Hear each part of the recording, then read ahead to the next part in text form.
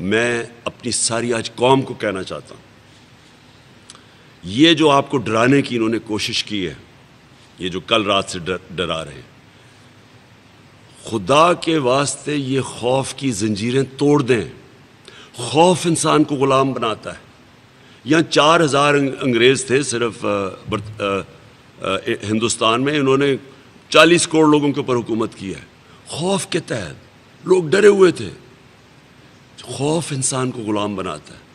ہمارے سامنے افغانستان، جب بھی افغانستان کے اوپر کوئی باہر کی قوت آئی ہے وہ کھڑے ہو جاتے ہیں، اور وہ ان کے اوپر کوئی نہیں حکومت کر سکا۔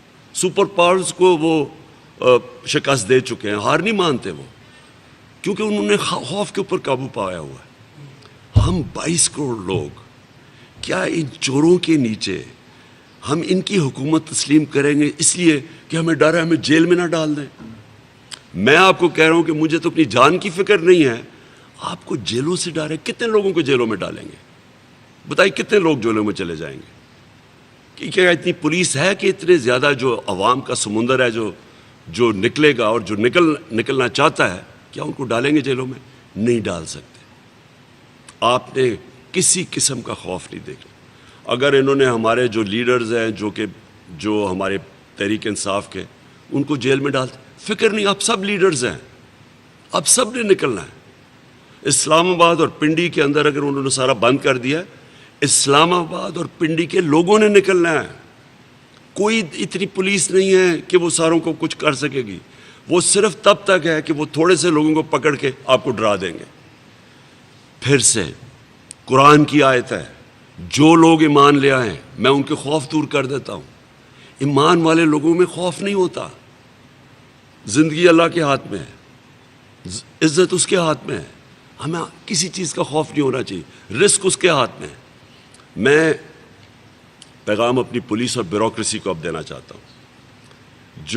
جو حرکتیں کی جا رہی ہیں، یہ جو اسلام آباد کا آئی جی یہ لے کے آئے ہیں، یہ ایک مجرم ہے۔ یہ سیف سٹی کے اندر، یہ کرپشن کے اندر اس کو نکالنے والے تھے۔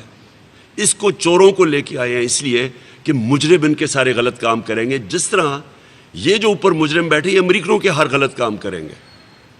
اس لیے میں ساری بیوروکریسی کو کہہ رہا ہوں، ہم ایک ایک کو دیکھ رہے ہیں۔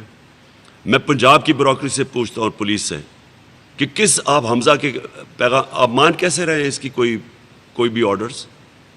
یہ تو ہے ہی نہیں، اس کے تو کل فیصلہ ہونے لگا ہے، اس کی تو میجورٹی نہیں ہے۔ یہ لوٹوں کے سر پہ اوپر آیا تھا، وہ تو سارے ڈسکوالیفائی ہو گئے ہیں، اس کے پاس تو میجورٹی نہیں ہے، اس کی تو کیبنٹ ہی نہیں ہے۔ یہ کیسے آپ کو حکم دے رہا ہے؟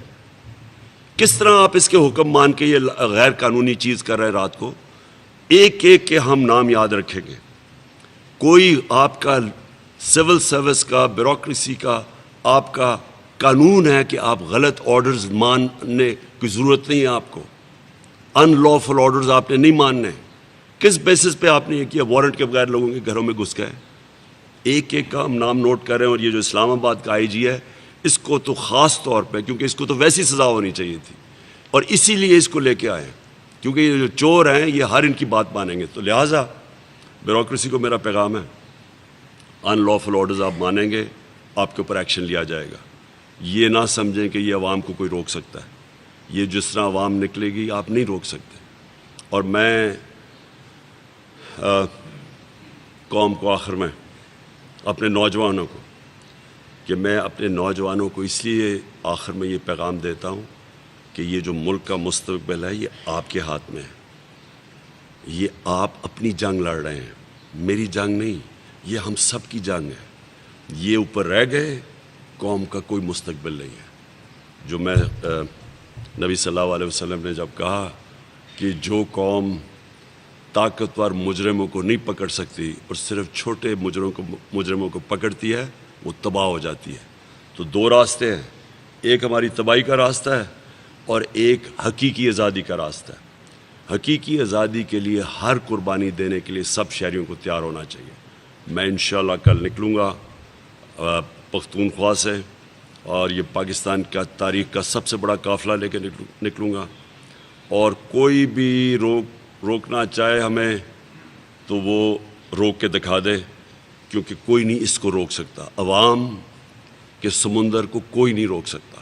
نہ اتنی پولیس ہے یہاں، نہ یہاں کوئی کوئی رینجرز ہیں روکنے کے لیے. اور نیوٹرلز کو پھر بھی کہ نیوٹرلز آپ کے اوپر بھی ساری قوم دیکھ رہی ہے اور آپ کے اوپر بھی ججمنٹ پاس ہوگی.